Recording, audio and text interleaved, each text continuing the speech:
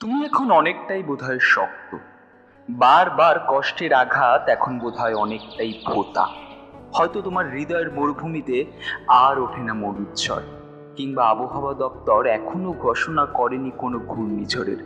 হয়তো তুমি এখন অনেকটাই ম্যাচিওর, পরিস্থিতি ও সদ্য যোগ হওয়া দায়িত্ববোধে তুমি এখন ভীষণ গম্ভীর। কিন্তু ধরো মেঘ যদি কোনোদিন ম্যাচিওর হয়ে যায় আর যদি কথায় কথায় না কাঁদে, তবে যে খরা পড়বেই ধরায়।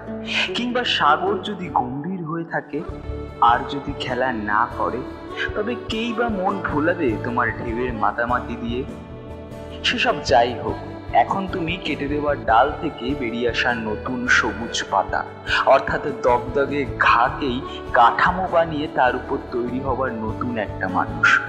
নতুনভাবে গুছিয়েছ তোমার জীবনটাকে, নতুন জিনিসের ঝলকানি মুছেছে পুরাতনের মলিনতা। পুরাতন জিনিসগুলো স্থান পেয়েছে কোনো এক বন্ধ ঘরে, যেখানে হাজার ব্যস্ততা থাকাতে তোমার আর যাওয়া হয় না। সত্যি বলতে কি, তোমার যেতে আর ইচ্ছে করে না।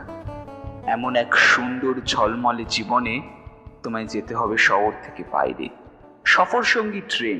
সকালটা অন্য দিনগুলোর চেয়ে একটু আগেই শুরু হলো। হাত মুখ ধুয়ে সমস্ত গোছগাছকে পারফেক্ট সার্টিফিকেট দিয়ে অপেক্ষা করলে ক্যাবের। তারপর তোমার সেই বাহনে চেপে পৌঁছালে স্টেশনে। সেখানে তোমাকে ছাড়তে এসেছে তোমারই প্রিয় একজন মানুষ। ব্রেকফাস্টটা একসাথেই সারলে দুজনে।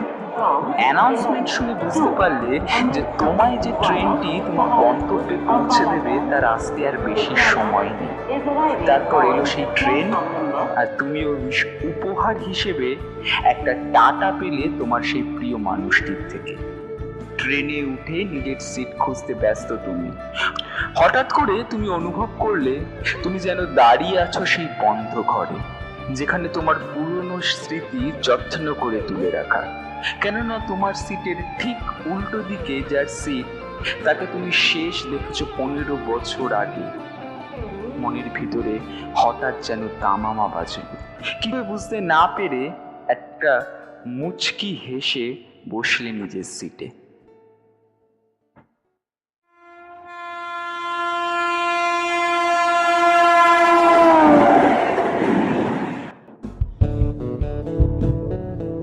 রেলগাড়ির কামরায় হঠাৎ দেখা, ভাবিনি সম্ভব হবে কোনোদিন।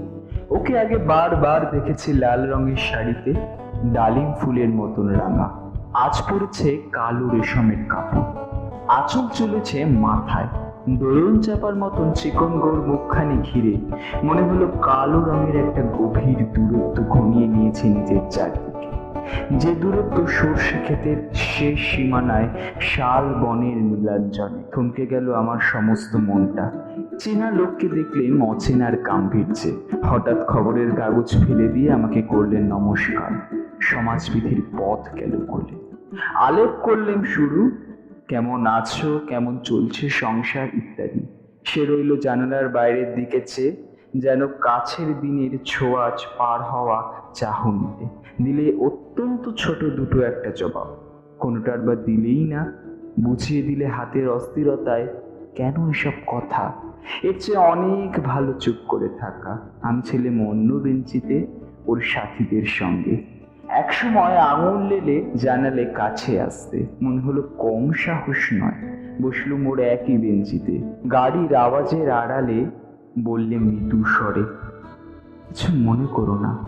সময় কোথা সময় নষ্ট করবার? আমাকে নামতে হবে পরের স্টেশন, দূরে যাবে তুমি, দেখা হবে না আর কোনো দিন। তাই যে প্রশ্নটার জবাব এতকাল থেমে আছে শুনবো তোমার মুখে। সত্য করে বলবে তো? আমি বললাম বলবো।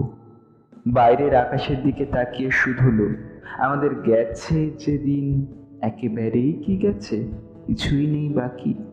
একটুকু রইলুম চুপ করে, তারপর বললেন, রাতের সব তারারাই আছে দিনের আলোর গভীরে। খটকা লাগলো, কি জানি বালিয়ে বললেন নাকি। ও বলল থাক, এখন যাও ওদিকে। সবাই নেমে গেল পরের স্টেশনে, আমি চললাম একা।